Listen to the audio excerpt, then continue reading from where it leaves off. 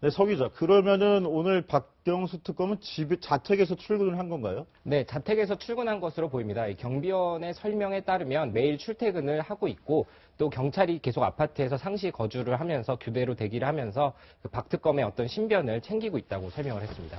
예, 신고문님, 오늘 박영수 특별검사 발표 내용을 들어보면 앞에 유독 수사 결과 발표가 늦어져서 그 이유에 대해서 항변하는 부분이 있었는데요. 어떤 내용이었고 왜 그런 건가요? 간단한 얘기로 법리 논쟁입니다. 왜냐하면 특검이 끝났지 않습니까? 사실을 엄격히 얘기한다면 오늘 발표를 한 사람은 특검이 아니고 전 특검입니다.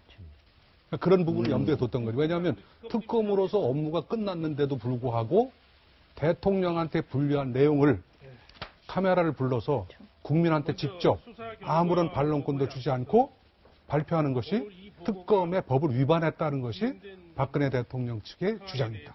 전 특검인데도 불구하고 수사 기간을 넘어서 발표를 했다. 그렇죠. 이게 위반 아니냐? 위반이라는 것이죠. 근데 위반은 맞습니다. 맞는데 결국은 특검이 오늘 얘기했듯이 여러 가지 정황상 할 수 없이 그랬다는 부분을 양해를 구했고 이 부분에 관련해서는 사실은 언론과도 굉장히 밀접한 연관이 있습니다. 지금 피의사실 공표죄라는 게 있어가지고 사실 수사한 내용을 흘려서는 안 됨에도 불구하고 지금까지 관행적으로 국민의 안건이라는 차원에서 발표를 해왔지 않습니까? 박영수 특검도 오늘 그런 논리에 맞춰서 끝나긴 했지만 국민에 대한 어떤 알려야 될 의무 때문에 약간의 어떤 편법을 동원합니다. 양해해 주십시오라는 의미를 담은 것으로 그렇게 추정이 됩니다. 네. 그렇게 얘기하는 거는 황교안 권한대행에 대한 서운함이 묻어나 있는 것으로 보입니다.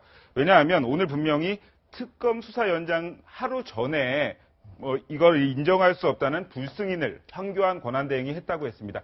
본인들은 좀 더 빨리 할 수 있었고 좀 더 정확하게 할 수 있었는데 황교안 권한대행이 이것을 특검 연장을 불인정함으로써 본인들도 어쩔 수 없이 이 기한을 넘겨서 할 수밖에 없었다. 이런 안타까운 마음을 토로한 것으로 보입니다. 네, 그러나 청와대는 이제 그마저도 변명일 뿐이다.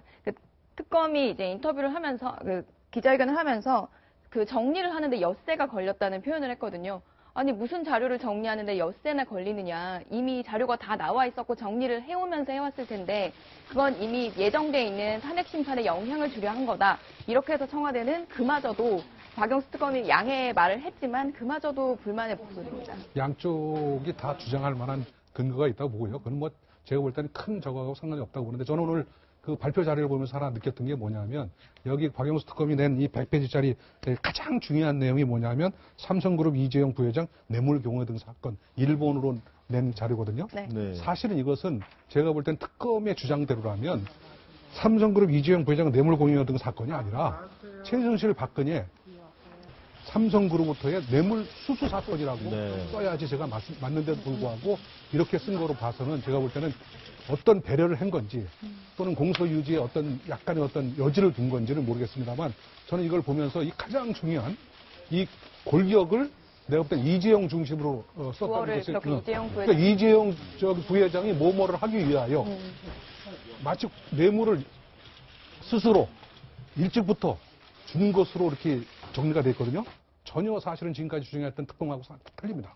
그러니까 결국은 최순실과 박근혜 대통령이 공모해서 돈을 얻기 위해서 이재용 부회장을 압박한 것으로 기소를 해야 함에도 불구하고 이재용 중심으로 기소한 거에 대해서 조금 고개를 갸웃합니다. 네. 실제로 고모님 말씀이 좀 일리가 있는 게요. 오늘 나온 보도 자료는 주인공이 이재용이었습니다. 근데 과거 최순실의 공소장을 보면 공소장의 시작이 어떻게 되냐면 박 대통령이 어려움을 겪을 때 도움을 주는 등 서로 40년간 개인적인 친분을 유지하며라고 하며 이 박 대통령과 최순실 씨의 관계가 이 공동체였음을 명시하면서 시작했습니다. 이에 반해서 오늘 나온 보도 자료에서는 박 대통령이 주어가 아니었거든요. 또 최순실 씨와 어떻게 직접적으로 얼만큼 관여가 됐는지에 대해서 표현하지 않고 그냥 최순실 씨와 공모하여 정도의 단어로 이 둘의 관계를 설명하는 데 그쳤습니다.